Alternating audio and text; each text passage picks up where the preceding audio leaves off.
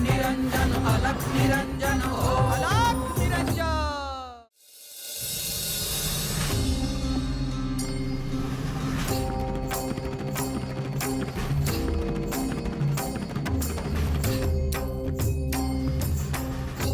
हे प्रभू, एकाच क्षणी मी आनंदीही आहे आणि त्या क्षणी माझ्यावर अनेक संकट आहेत असे मला वाटते आहे।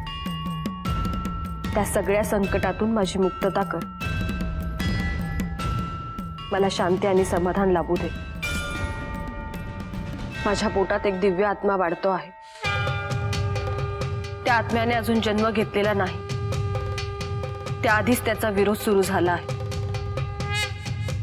माझ्याशी कोणीही शत्रुत्व केले तर मला त्याचे काहीही वाटणार नाही। त्या संकटाला मी स्वतः सामोरी जाईन, स्वतः लढेन, स्वतः स्वतःचं संरक्षण करेन। परंतु जेव्हा मला हे समजते की ज्या मुलाची आई मी होणार आहे त्याचा कोणाला तरी द्वेष आहे, तेव्हा खरंच मला खूप भीती वाटते। हे प्रभू, मला सहाय्य कर। माझ्या सोबत माझ्या पोटी जो जन्म घेणार आहे त्या जीवाचेही रक्षण कर। महादेव शंभो।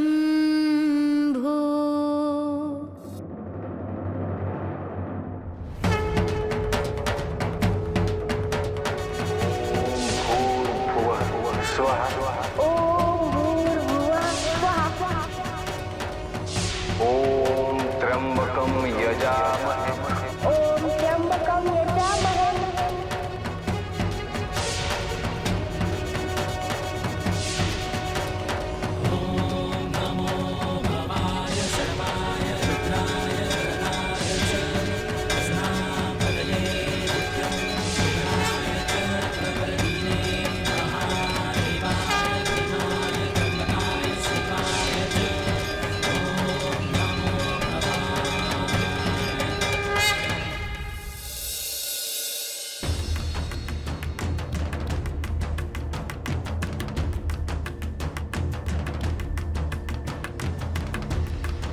हे गुरुवर, मला आपल्याला भेटायचे आहे,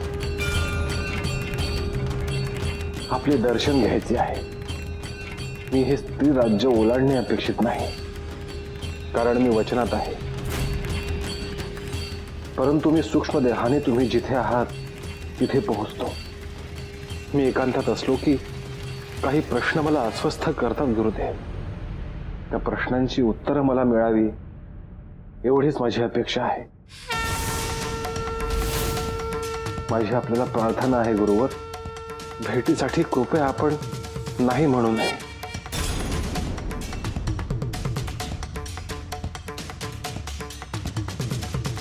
मच्छिंद्रनाथा,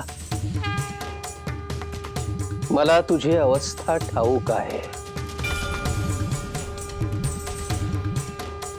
परंतु तू सूक्ष्म देहानेही मला भेटायचा प्रयत्न करू नकोस।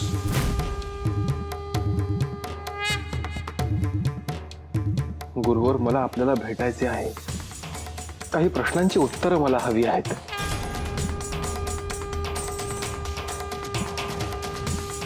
शांत रहा मच्छिंद्रा, योग्य वेळी तुला माझ्याकडून संकेत प्राप्त होईल। परंतु गुरुवर, मी आपल्याला भेटलो नाही तर माझे प्राण राहणार नाहीत।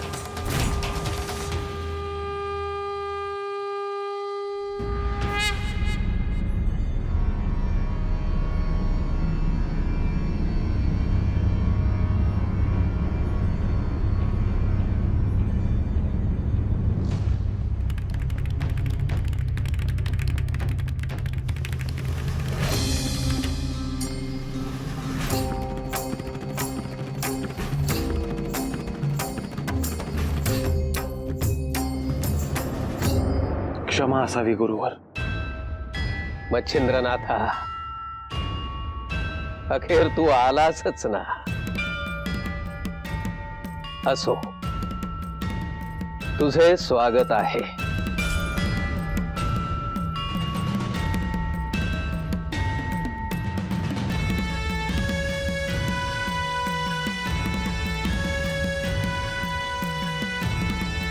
शुभम भवतु. हे प्रभू, या घरात माझे पतीच तुमची पूजा करायचे. अहो, रात्र खूप झाली आहे.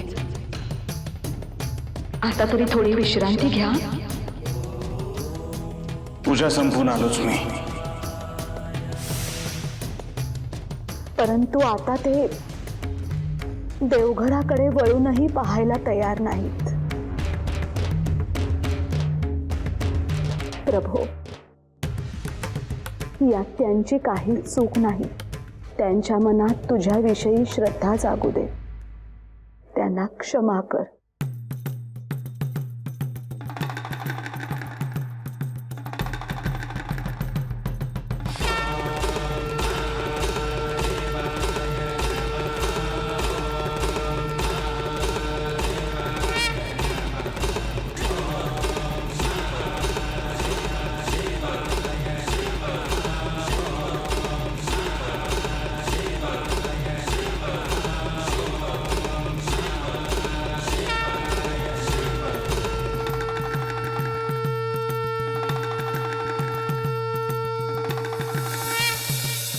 मच्छिंद्रनाथा, तुला कल्पना असेलच, गोरक्षाने इथून प्रस्थान केले आहे. तू जसा माझी भेट घेण्यासाठी इथे आलास, तसा गोरक्षाची भेट घेण्याचा प्रयत्न करू नकोस. नाही जाणार. आपण आपले दायित्व ओळखून वागले पाहिजे मच्छिंद्रा. होय गुरु. मच्छिंद्रनाथा, तू एवढा अस्वस्थ का आहेस? गोरक्षाने कैलासातून प्रस्थान केल्यापासून मला त्याच्याविषयी करुणा वाटते आहे गुरुवर. मच्छिंद्रा, मी आणि श्री महादेवानी जसे ठरवले आहे तसेच सारे काही घडते आहे. त्यात हस्तक्षेप होणार नाही याची काळजी घे. कदापि नाही गुरुवर. माझ्याकडून ती चूक घडणार नाही. मग चिंता कसली? गोरक्षाला मला भेटण्यासाठी फार कष्ट होत आहेत गुरुवर. मच्छिंद्रा, अरे कष्ट तर तूही झेलले आहेस. तूही भ्रमण केले आहेस. होय. मग तुझी अपेक्षा काय आहे? गोरक्ष आज ना उद्या स्थिर राज्यामध्ये पोहोचणार. त्याला मी माझी भूमिका कशी समजावून सांगू? तू त्याला काहीही समजावण्याचा प्रयत्न करू नकोस. परंतु गुरुदेव, मी स्त्री राज्यामध्ये का राहतो आहे याचा तर्क त्याला लागणार नाही. मच्छिंद्रनाथा, अरे परंतु तुझी भूमिका मला आणि श्री महादेवांना पूर्णांशाने ठाऊक आहे ना. मग तुला चिंता कसली?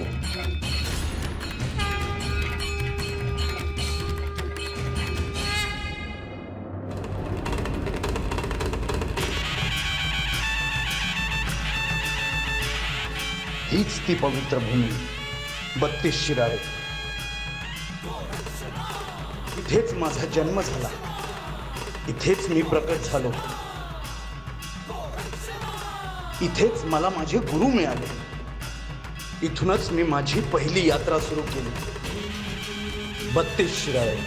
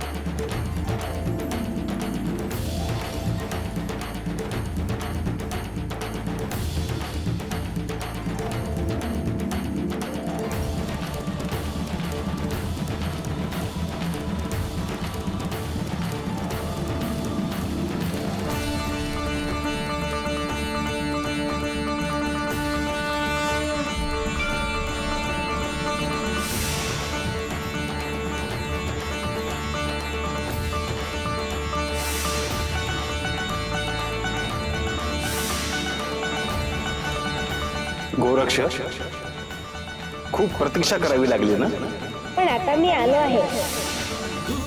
ब्रह्मा गुरुर्विष्णू गुरुर्देवो महेश्वरा गुरु साक्षात् परब्रह्म तस्मै श्री गुरुवे नमः.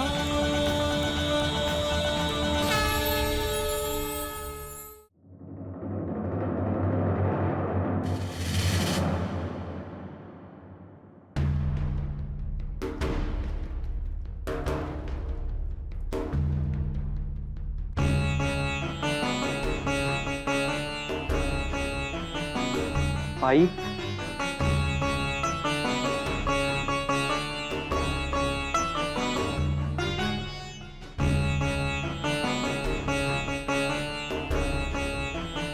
मला काही दिवस एकांत हवा आहे.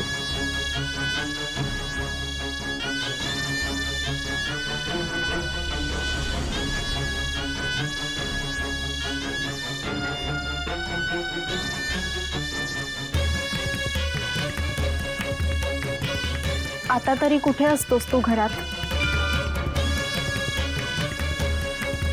म्हणजे तुला घर सोडून जायचे आहे की काय?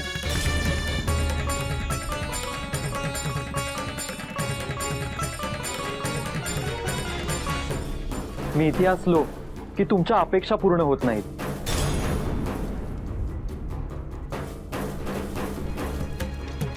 मीही अस्वस्थ असतो.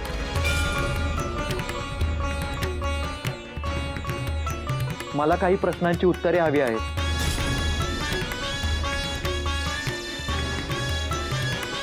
ती मला मिळवण्याचा प्रयत्न करावा लागेल.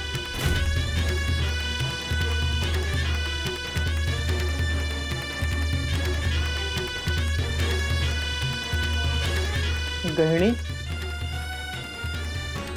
म्हणजे तुला संसार प्रपंच करण्याची इच्छाच नाही?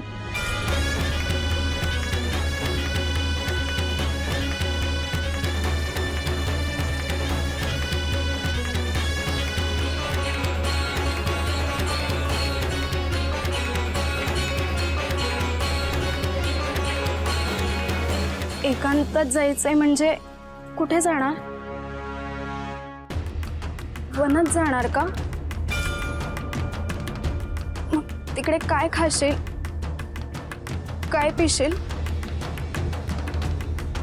तिथे मला भूकच लागत नाही. रुक्मिणी, त्याला अडवण्यात काहीही अर्थ नाही. होऊ दे त्याच्या इच्छेप्रमाणे.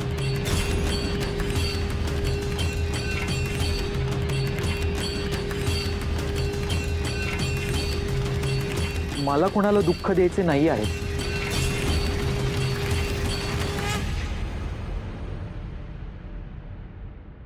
पण मला सत्य शोधायचे आहे.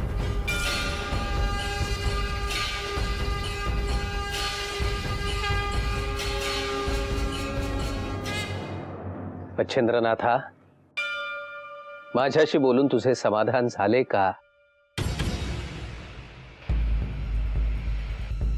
होय. एक ध्यानात ठेव, आपण कुणालाही उत्तरदायी नाही. कारण मूळ हेतू सृष्टीचे कल्याण हाच आहे. आता जे घडते आहे, भविष्यात त्याचेच धर्मग्रंथ होणार आहे आणि तेच आदर्श मानले जाणार आहे. परंतु गुरुदेव, एक नाथ स्थिर राज्यामध्ये राहिले आणि उपभोग घेतला, भविष्यात लोक हाच अर्थ घेतील. तुला याचे शल्य वाटते आहे का?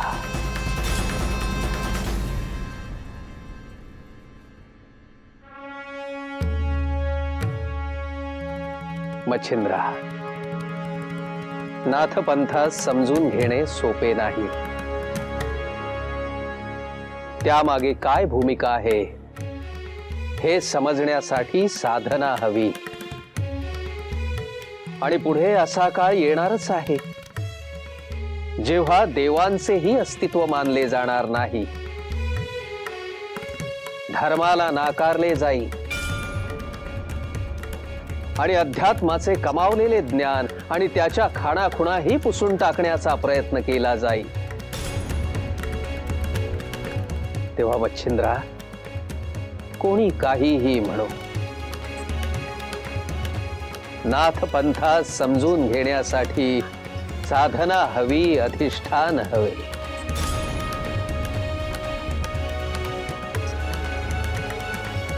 आपले शब्द ऐकून चित्त शांत झाले गुरुदेव. आता मला कसलीही चिंता नाही. मच्छिंद्रा, आता तू प्रस्थान करावेस. गुरुवर, आपल्यासोबत 4 पावलं चालून मग प्रस्थान करेन म्हणतो.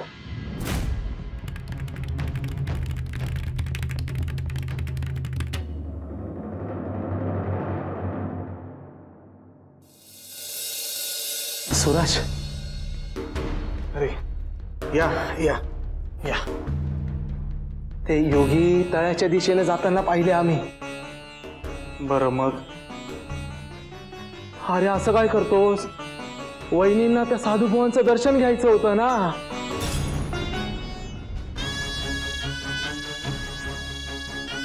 पण तिला सांगायलाच पाहिजे का?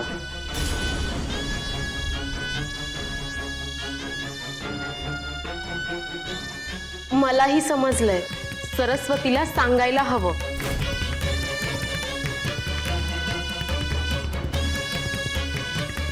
तुमचं सगळं बरोबर आहे, पण सरस्वती किती हळवी आहे हे फक्त मला ठाऊक आहे. तुम्ही राहाल नामानिराळे, नंतर मला त्रास होईल.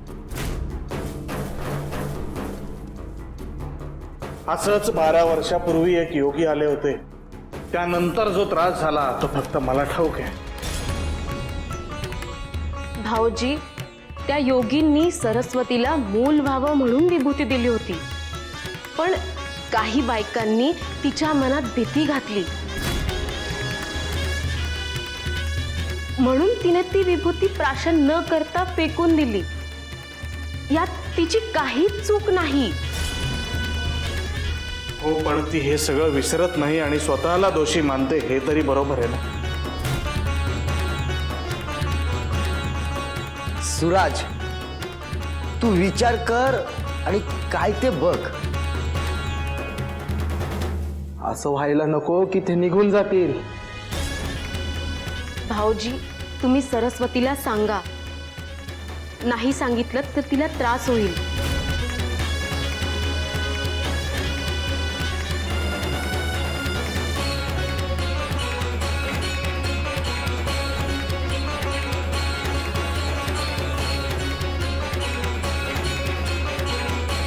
सरिता, बरं झालं तू बोललीस.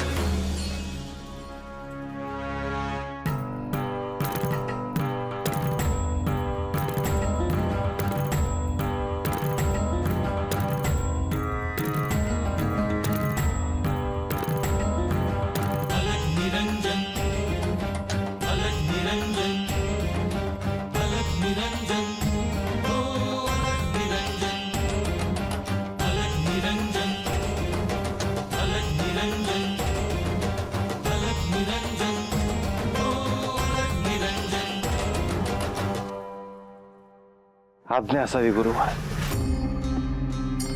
कल्याणमस्तु.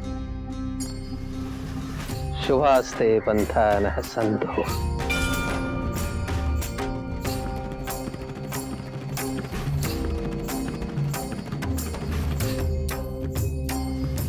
अलख निरंजन अलख निरंजन अलख निरंजन हो अलख निरंजन अलख निरंजन अलख निरंजन हो अलख निरंजन अलख निरंजन अलख निरंजन हो